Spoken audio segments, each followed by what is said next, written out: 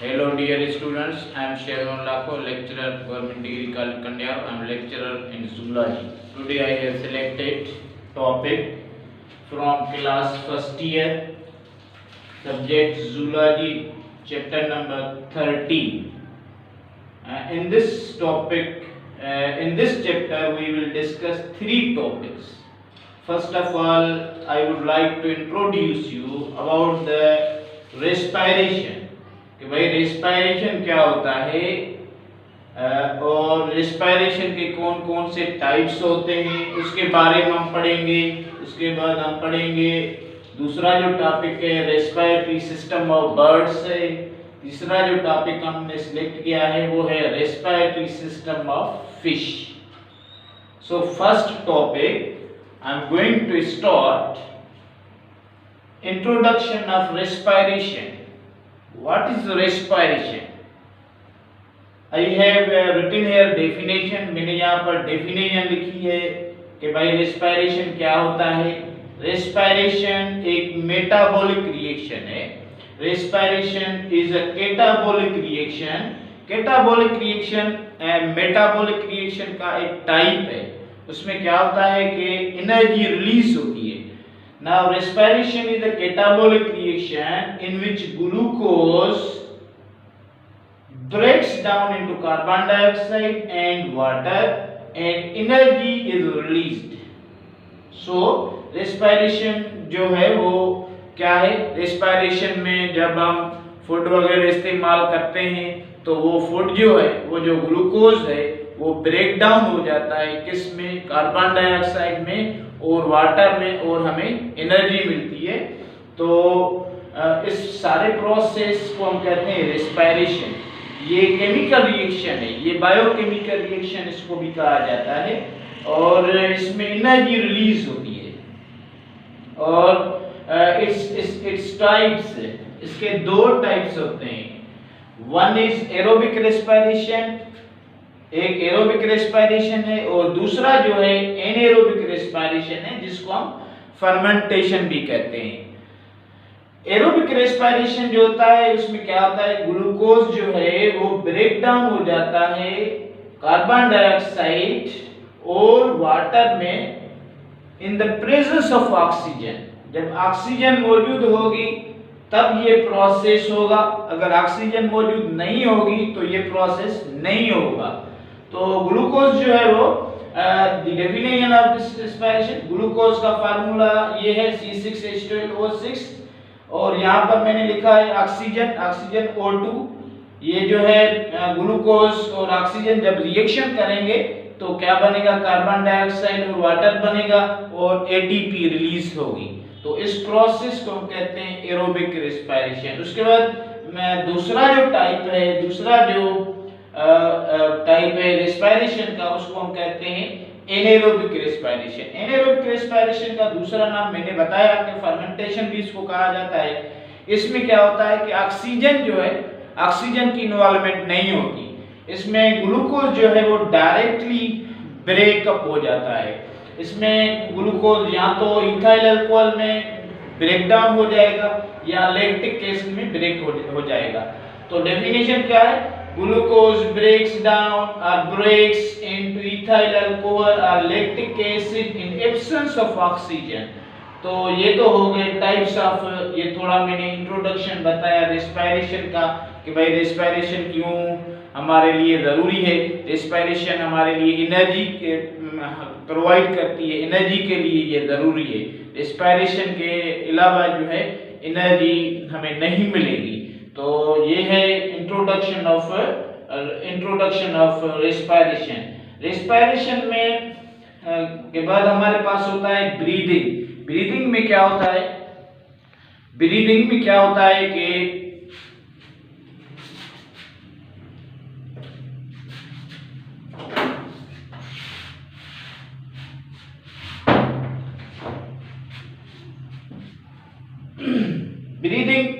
Breathing में क्या होता है?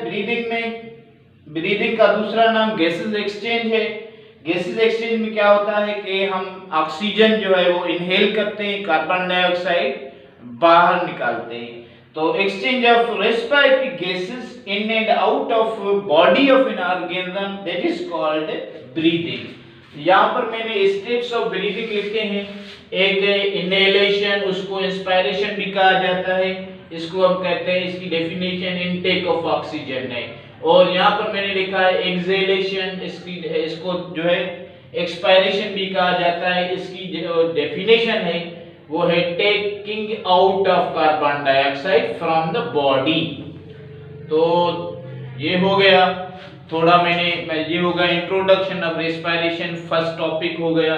उसके बाद हमारा दूसरा टॉपिक जो है वो है रेस्पिरेटरी सिस्टम ऑफ बर्ड्स। हमारे पास बर्ड्स होते हैं, बर्ड्स को हम एवियन भी कहते हैं। Avian is scientific term for birds. Birds, इसको इस रेस्पिरेशन का दूसरा नाम या जो रेस्पिरेटरी सिस्टम ऑफ बर्ड्स है, इसको एवियन रेस्पिरेटरी सिस्टम भी कहा जाता है। क्या कहा जाता है? Avian respiratory system. तो यहाँ पर मैंने लिखा है कि the respiratory system of bird is a unique respiratory system. Birds में efficient, most remarkable respiratory system होता है। Respiratory organs जो respiration में help करते हैं, जो breathing में help करते हैं, वो 3 है। एक तो ये है ट्रेकिया होता है, दूसरा लंग्स होते हैं, तीसरा जो है एयर सेक्स होते हैं। और लंग्स जो होते हैं, लंग्स के अंदर काफी ट्यूब्स पाए जाते हैं, उनको हम कहते हैं पेराब्रोंकी। पेराब्रोंकी स्पेशल ट्यूब्स होते हैं, ये सिर्फ लंग्स में पाए जाते हैं। ये जो है लंग्स ऑफ बर्ड्स में होते हैं। ये जो है मैंने ये यहाँ पर जो है ये पेराब्रोंकस या पेराब्रोंकी। पेराब्रोंकी के अंदर मतलब parabronchi having capillaries, having blood capillaries, यहाँ पेराब्रोंकी में ब्लड कैपिलरीज होती हैं। और एयर सेक्स जो होते हैं वो नॉन मस्कुलर होते हैं, वो एल्वियोलर से डिफरेंट होते हैं। एयर सेक्स जो होते हैं ये जो है बेलोस होते हैं, ये स्टोर करते हैं एयर को। और there are 8 to 9 air sacs in birds. First of all birds में क्या होता है कि ऑक्सीजन ट्रेकिया से आएगी। अच्छा, ये मैं बताता चलूं कि जो रेस्पिरेशन या ब्रीदिंग जो होती है बर्ड्स में, वो यूनिडायरेक्शनल होती है। क्या होती है? यूनिडायरेक्शनल होती है। उसमें क्या होता है कि ऑक्सीजन जो है वो ट्रेकिया से आएगी, ट्रेकिया के बाद डायरेक्ट जो है पोस्टीरियर एयर सेक्स में जाएगी। कहाँ जाएगी? पोस्टीरियर एयर सेक्स में जाएगी। उसके बाद जो है वो पेराब्रोंकाई में जाएगी। पेराब्रोंकाई के बाद जो है वो एंटीरियर एयर सेक्स में जाएगी। उसके बाद जो है वो ट्रेकिया से बाहर आएगी। तो यहाँ पर मैं थोड़ा लिख रहा हूँ कि भाई रेस्पिरेशन इन, पहले जो है steps of breathing in birds में लिखूंगा। What are the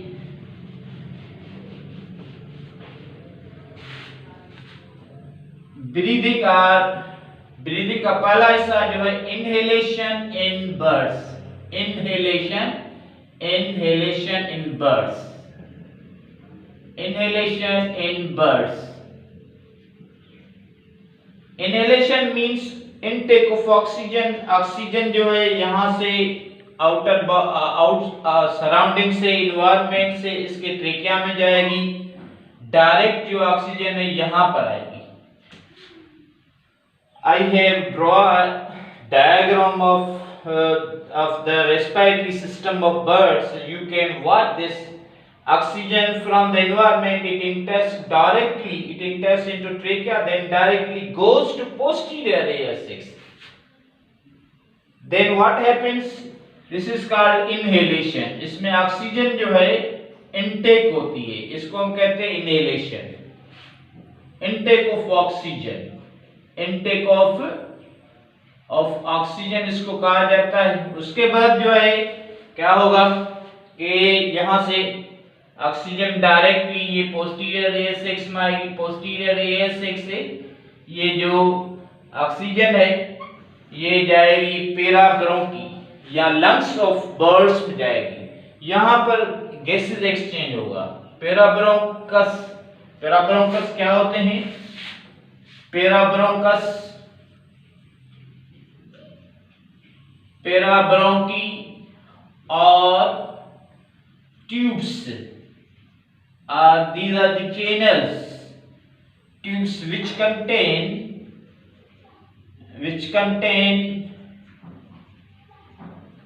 blood capillaries, इसमें ब्लड कैपिलरीज होते हैं। यहाँ पर जो है वो एक्सचेंज ऑफ गैसेस होती है। तो पहले जो हुआ इनहेलेशन हुई, ऑक्सीजन अंदर डायरेक्ट ट्रेकिया से जो है पोस्टीरियर एसेक्स में आई, पोस्टीरियर एसेक्स के बाद जो है जब ऑक्सीजन यहाँ पैराब्रोंकाई में आएगी तो उसको हम कहेंगे एक्सहेलेशन। मैं ये बताना चलूं कि बर्ड्स जो है वो टू ब्रीथ्स इस्तेमाल करते हैं। They inhale 2 times oxygen, they take 2 breaths। First breath में क्या करते हैं कि यहाँ पर जो ऑक्सीजन ट्रेकिया से आएगी वो डायरेक्ट पोस्टीरियर एसेक्स में जाएगी, पोस्टीरियर एसेक्स, ये हो गया फर्स्ट इनहेलेशन। फर्स्ट इनहेलेशन के बाद यहाँ पर जो आएगी ऑक्सीजन उसको हम कहेंगे first exhalation. First exhalation, first inhalation, first inhalation और फर्स्ट एक्सहेलेशन। फर्स्ट एक्सहेलेशन में क्या होता है? ऑक्सीजन और एयर गोज टू पैराब्रोंकी। तो उसके बाद जो है बर्ड्स क्या करते हैं? सेकंड ब्रीथ इस्तेमाल करते हैं। तो सेकंड ब्रीथ में क्या होगा कि डायरेक्ट ऑक्सीजन जो है पोस्टीरियर एसेक्स में जाएगी, पोस्टीरियर एसेक्स के बाद जो है वो पैराब्रोंकी में जाएगी, पैराब्रोंकी के बाद जो है वो ऑक्सीजन एंटीरियर एसेक्स में आएगी। मींस ये जो हवा है, ये जो एयर है पैराब्रोंकी वाली, वो एंटीरियर एसेक्स में आएगी तो उसको हम कहेंगे फर्स्ट इनहेलेशन। एंटीरियर एसेक्स के बाद ये जो हवा है वो आएगी ट्रेकिया की तरफ, ट्रेकिया के बाद ये हवा बाहर निकल जाएगी। तो इसको हम कहते हैं सेकंड ब्रीथ और इसको हम कहते हैं सेकंड एक्सहेलेशन। फर्स्ट इनहेलेशन में क्या हुआ कि ऑक्सीजन जो है वो ट्रेकिया से डायरेक्ट पोस्टीरियर एसेक्स में आई, ऑक्सीजन और air to posterior air sac। उसके बाद एक्सहेलेशन में क्या हुआ? First exhalation, air इंटर्स and parabronchi. उसके बाद सेकंड ब्रीथिंग हुई, ये तो हो गया first breath, breath number 1। Second breath में क्या होगा? Breath number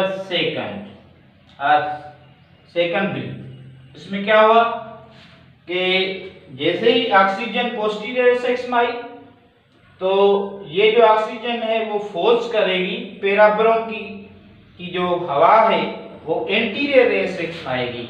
means second inhalation में क्या हुआ? सेकंड इनहेलेशन में क्या होगा कि air इंटर्स and anterior air sac, anterior air sac.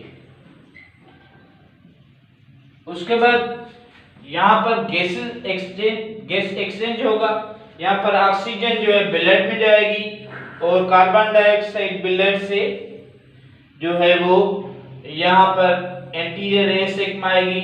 जो carbon dioxide anterior air sac में आई वो एंटीरियर एयर सैक के बाद जो है ट्रेकिया की तरफ जाएगी। तो सेकंड एक्सहेलेशन जो होगा, सेकंड एक्सहेलेशन बर्ड्स में जो होगा उसमें क्या होगा, what happens in this, the air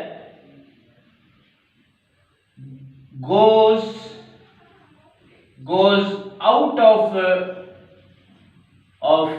body or out of anterior air sac, out of anterior air sac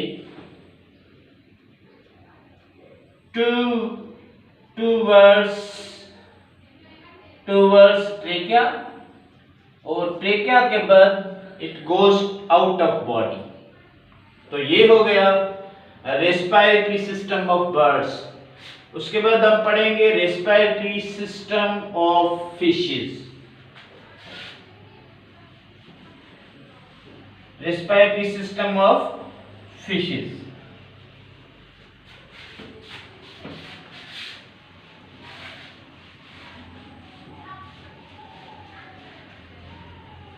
respiratory system of fishes हमारा थर्ड टॉपिक है, respiratory system of fishes. Respiratory system of fishes. Now fishes, they are aquatic animals. They are aquatic animals. They have gills. They are exclusively gill breathers. They are exclusively, ये जो है गिल ब्रीदर्स होते हैं, इनके पास gills होती हैं। Fishes में जो गिल्स होती हैं, गिल्स में क्या होता है, गिल्स कहां से बनती हैं, दीज आर फॉर्म्ड गिल्स और आउट ग्रोथ्स। क्या होते हैं ये, आउट ग्रोथ्स फ्रॉम फेरिंग्स। ये फेरिंग्स से बनती है, फेरिंग्स से ये गिल्स बनेगी। Each Gill consist of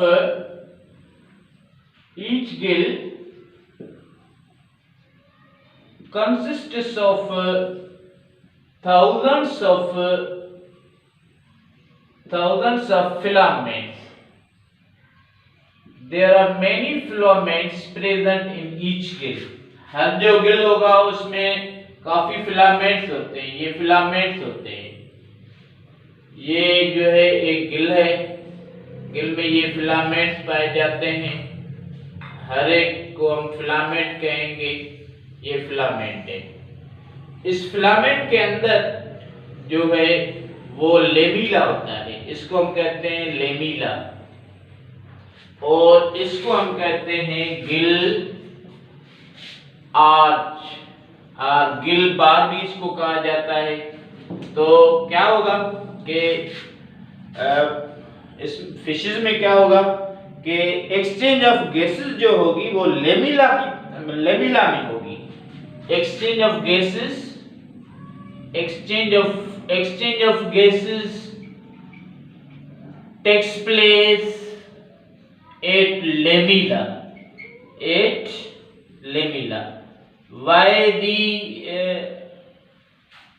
Why exchange of gases takes place in lamella? क्योंकि लेमिला में ब्लड वेसल्स होते हैं। लेमिला में जो है ब्लड कैपिलरीज होती हैं, वहां पर जो है वो गैस एक्सचेंज होगा। क्या होगा कि इस तरह लेमिला जो है, मैं बना रहा हूं थोड़ी, ये सपोज करें लेमिला है, लेमिला में जो है ब्लड होता है, ब्लड जो है वो इस तरफ जाएगा, तो वाटर जो है इसमें, ये क्योंकि फिशेस जो है पानी में पाई जाती हैं, फिशेस जो है पानी में रहती हैं, तो इनमें जो है रेस्पिरेटरी सिस्टम में गिल्स होती हैं, और गिल में जो है फिलामेंट्स होते हैं, गिल आर्च होता है और गिल बार भी होता है, ये गिल बार है। और उसके अलावा जो बोनी फिशेस होती हैं उनको एक गिल कवर होता है, उसको हम कहते हैं गिल, उसको हम कहते हैं ओपर्क्यूलम। तो ये लेमिला है, लेमिला में ब्लड जो है इस तरफ जाएगा और पानी जो है इस तरफ जाएगा, मींस अपोजिट डायरेक्शन में फ्लो करेगा। ये पानी है, it is water and this is the blood. तो यहाँ पर एक जो है काउंटर करंट एक्सचेंज होगा। Counter current exchange will takes place. Counter current का मतलब है कि opposite flow of blood and water. Counter current will take place. यहाँ पर काउंटर करंट होगा और क्या होगा कि पानी जो है, पानी में जो ऑक्सीजन है वो लेमिला में जाएगी और लेमिला में जो कार्बन डाइऑक्साइड है वो पानी की तरफ आएगी। इस तरह फिशेज में जो है एक्सचेंज ऑफ गैसेस होता है।